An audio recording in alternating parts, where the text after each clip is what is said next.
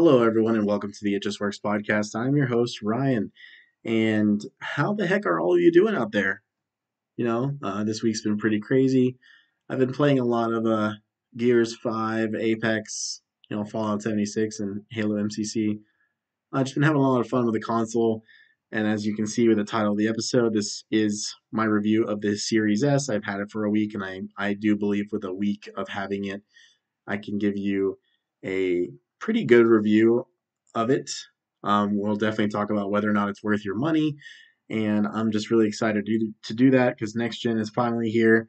But it's kind of like this weird crossroad where it feels more like a phone generation rather than an actual console generation. And so that's kind of one of the things I want to break down as I basically go over what it's like to go from a 1X to a Series S. So I appreciate all of you for listening to the show. I hope you all have been having a wonderful week. And that's enough for me. Let's just get into the show and cue that intro.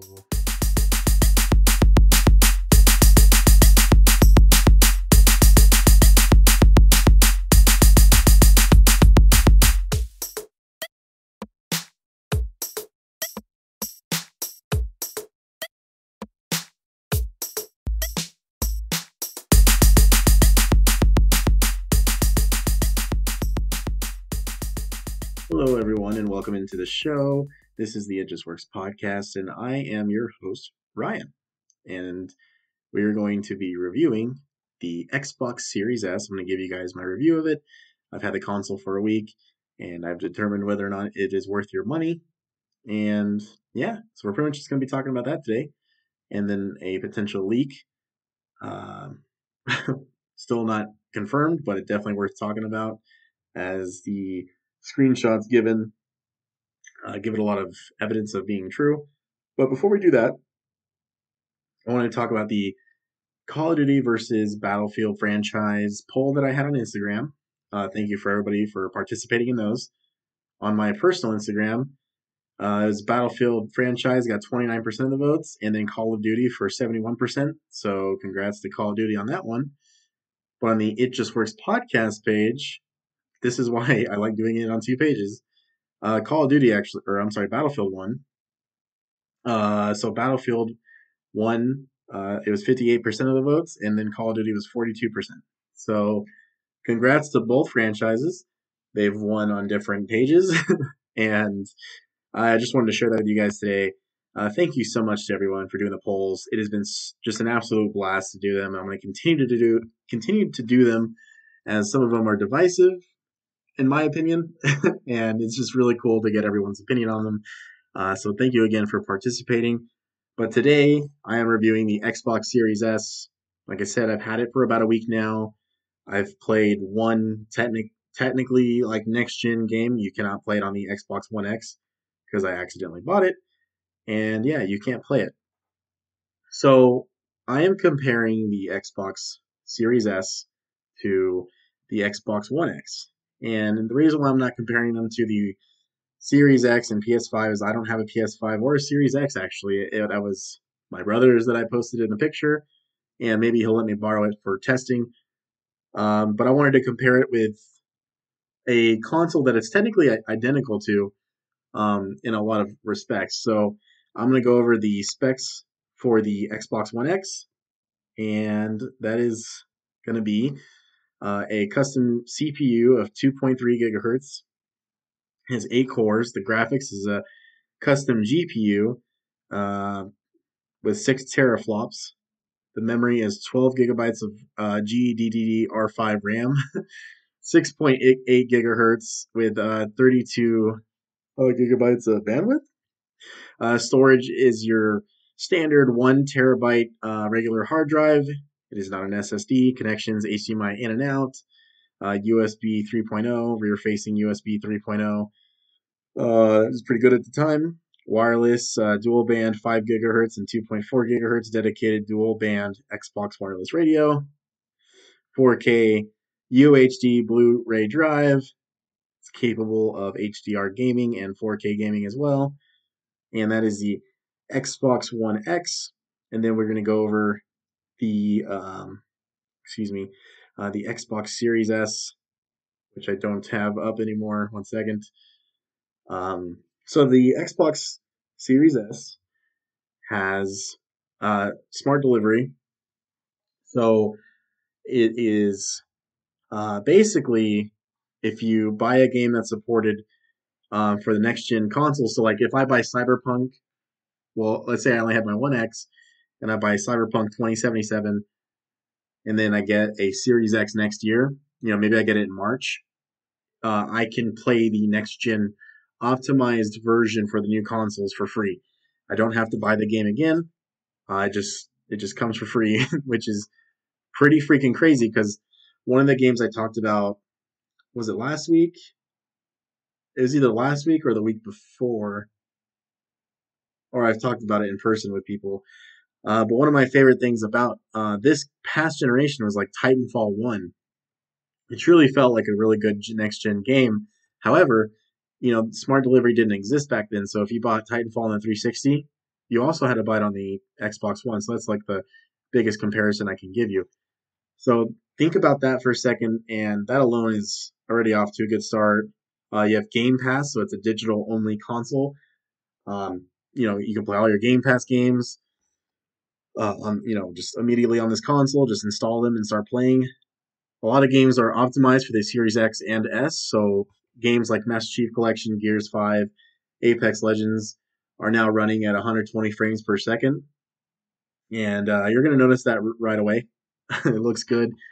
Games like Halo 5, Apex Legends already had an FOV slider, but I would say games like, I think I said Halo 5. Games like Halo Master Chief Collection take advantage of that FOV slider. You definitely are going to notice a difference with your game. It's incredible. I highly recommend it.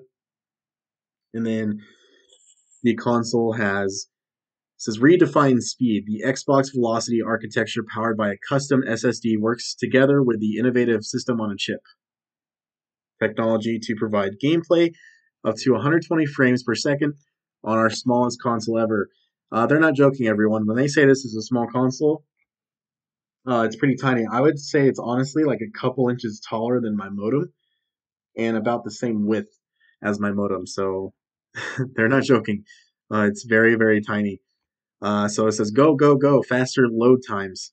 SIP quick, games load significantly faster with the custom SSD in the Xbox Series X.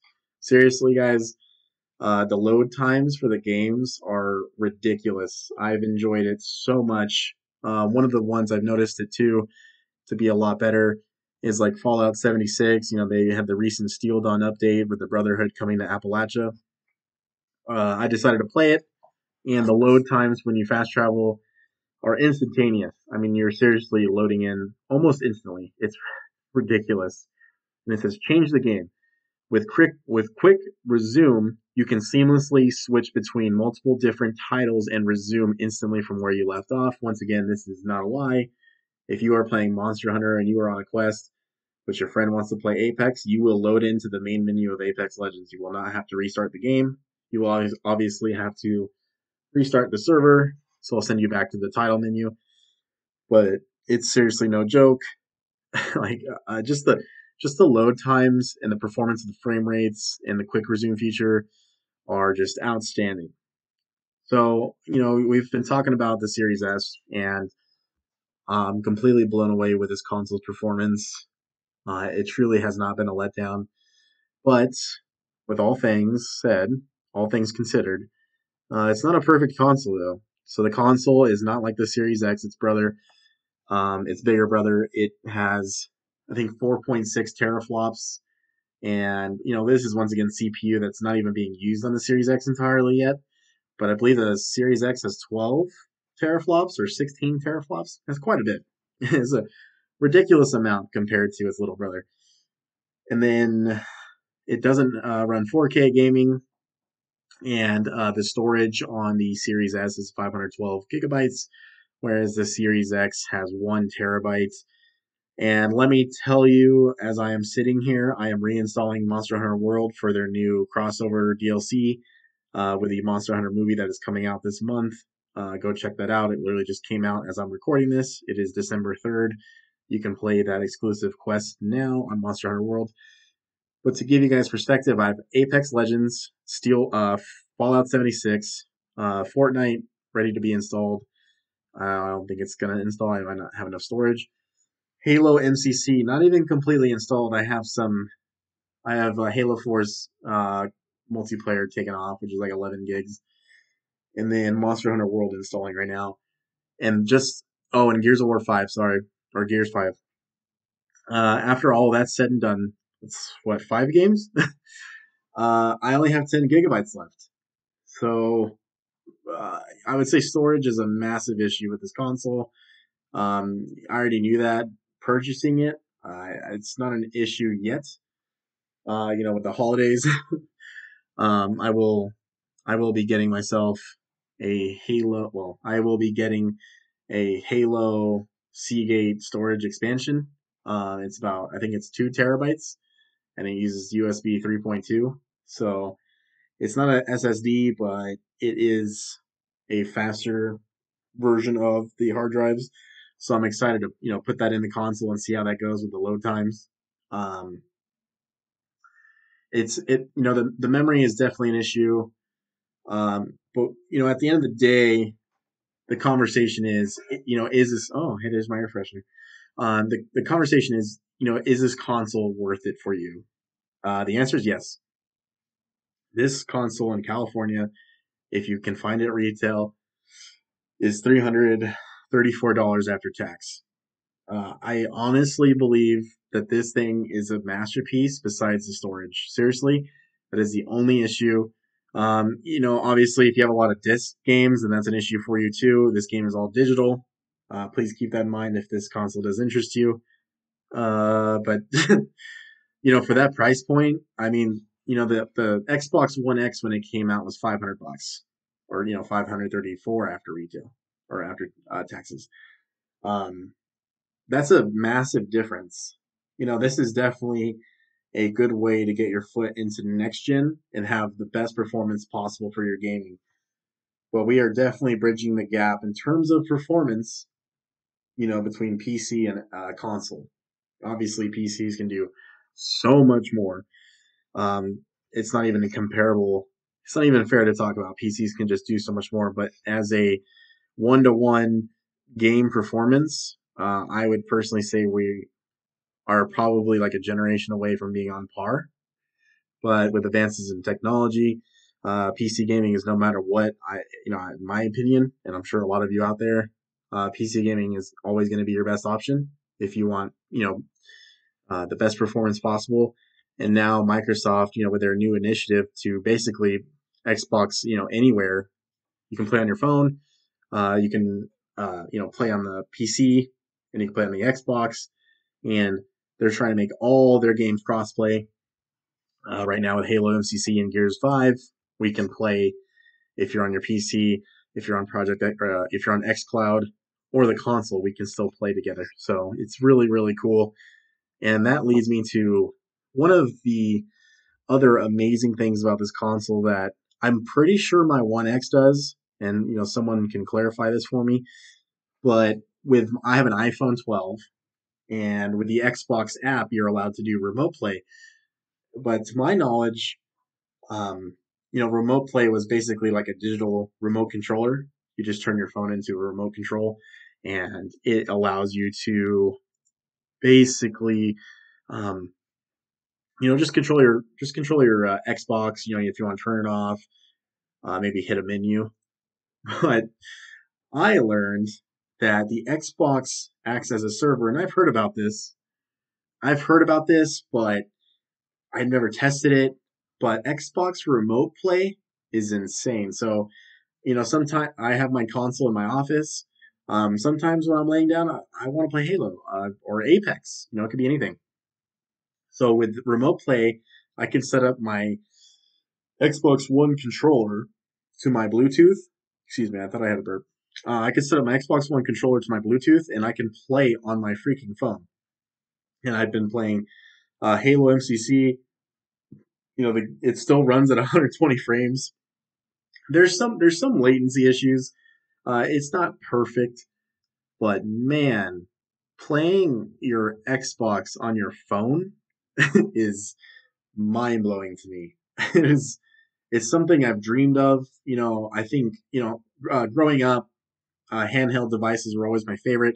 I played a ton of Pokemon. So from Game Boy Color to Game Boy Advance, Nintendo DS to 3DS to now the Switch, I personally just love portable gaming. I think it's so much fun. And to be able to do that on your phone is honestly just mind blowing. And you have to kind of see it for yourself. If you have an Xbox, I recommend checking out Remote Play. See if it works with your console. Um, so basically, like, your console is running. It's like a mirrored image. I don't really know how to describe it besides that. But the quick resume, the fast load times, the frame rate, all of that still is applied. You're just basically using your phone as a screen, but the console is still the core component at what makes this function so great. So, um, once again, if you're looking to get into next gen, if you're more of an Xbox fan, obviously you have your options between Series S and Series X. I would say if you're a PlayStation fan but also want Xbox games, I highly recommend the Series S for you. You get Series S with Game Pass. You can play every single Xbox first party title, day in day in day out, at launch. You can even preload them on your console. Because obviously with PlayStation you have God of War and so many other amazing titles coming out later in the next couple of years. So definitely understand if you want a PlayStation 5, you really can't go wrong. That console's performing really well, really well. Obviously the sales of it are insane right now. So I would just say the Xbox Series S, if you're on a budget, if you don't even have a 4K TV, if you just want an overall performance upgrade, frame rate. To me, frame rate's huge. 60 frames and 120 frames are like the new standard to me. I really have a hard time doing 30 frames. It's very tough. So if that's something you're looking into, this is the console for you. If you have a 4K TV and you already have a 1X, I recommend keeping that until Series X's are more available. Don't pay over maybe like $100 extra for it. I would just wait. Don't let the scalpers win. But that is my review of the Series S, everyone. I truly couldn't be happier with this console. I'm very grateful to have it. I'm definitely excited to get my hands on a Series X so I can put the Series S in my room. And that's another thing too, as a closing remark for this console. In my opinion, this is the perfect like living room console, Game Pass console. Have obviously your favorite games installed, but maybe a family member comes over and they like this game on Game Pass. Install it, play it, have a good time. It's just a good console. So thank you guys so much for listening to my review of the Series S. Once again, this has been the ItJustWorksPodcast. I am your host, Ryan. I will catch you guys next time. We'll be back on Tuesday, hopefully with some Mandalorian reviews. If not, I'll probably do a news update. But, have a wonderful weekend. Be safe out there. And thank you guys so much for listening. If you enjoy the show, please share it around. If maybe your friend or family member will like the show. Just thank you so much for your support. And I'll see you guys next week.